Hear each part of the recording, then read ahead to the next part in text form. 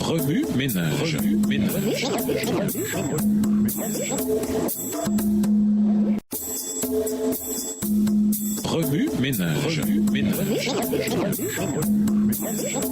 Bienvenue dans votre émission. Remue ménage. Nous voilà à la leçon de lundi interpréter le but ultime. Les chrétiens ont des tas de bonnes aspirations. Nous souhaitons être plus aimables avec les autres et imiter la conduite de Jésus. Nous voulons aider les opprimés et partager la vérité. Mais même les meilleures aspirations sont vouées à l'échec si notre but ultime est, en tout état de cause, secondaire. Le but ultime du chrétien en toute chose se trouve dans Colossiens 1, le verset 27, dans la version Louis II. Christ en vous. Dans ces versets, le Christ habitant dans le cœur est appelé un mystère parce qu'il n'est pas naturellement compréhensible. Christ en vous décrit une réalité spirituelle plutôt que physique. Le fait que l'esprit et le caractère du Christ puissent vivre dans et à travers des êtres humains brisés et pécheurs tels que nous est le grand mystère qui capte l'attention du monde. Colossiens 1, les versets 26 à 28 indique clairement que Dieu est prêt à dévoiler le mystère de Christ en vous, mystère grâce auquel tout homme est présenté comme parfait en Christ.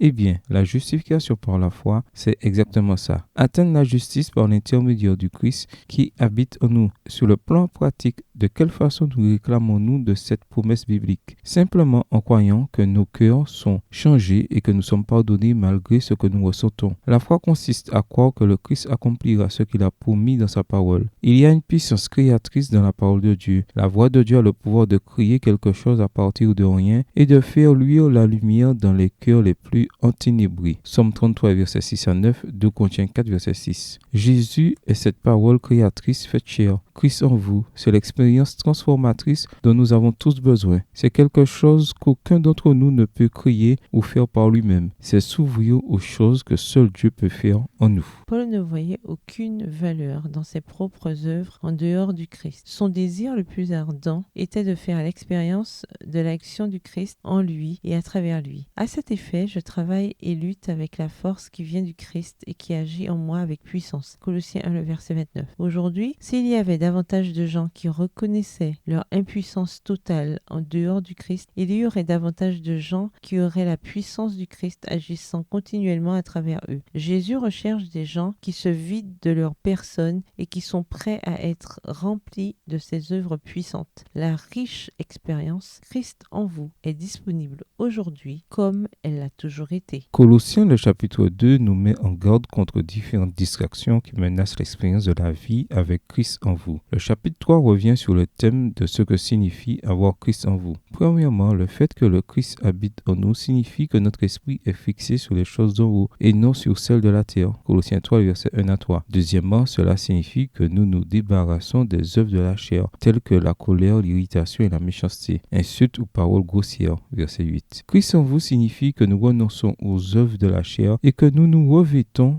d'affectueuse bonté, de bienveillance, d'humilité, de douceur et de patience. Verset 12. Et de tous les autres attributs de Jésus. Mais par-dessus tout, revêtez-vous de l'amour qui est le lien parfait. Verset 14, version Nouvelle Bible seconde. Les verbes du chapitre 3 sont essentiels pour comprendre la justification par la foi. Le croyant rejette les œuvres de la chair et revêt, Nouvelle Bible seconde, la justice du Christ. Lorsque nous acceptons Jésus par la foi, il nous couvre de sa propre robe de justice de blanc pur. Voir aussi Apocalypse 19, verset 8. Seule la justice du Christ peut nous couvrir continuellement, demeurer en nous et se déverser à travers nous. Nous dépendons entièrement de cette justice. Remue ménage. Après avoir regardé votre texte écrit et annoté, quels éclairages particuliers vos notes semblent-elles indiquer dans l'ensemble? Quelles questions émergent après l'étude de la leçon d'aujourd'hui? Quelle partie trouvez-vous difficile? Quels autres principes et conclusions découvrez-vous? Qu'est-ce qui nous empêche de faire l'expérience de la présence continuelle du Christ en nous? Au revoir. Et à demain si Dieu veut.